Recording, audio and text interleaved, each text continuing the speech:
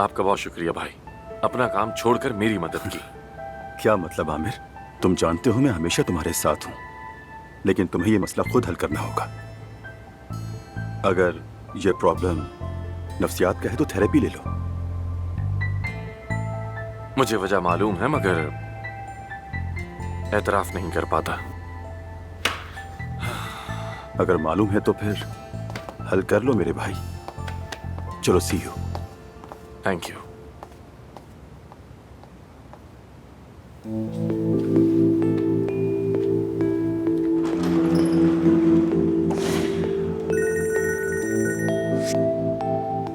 Hello.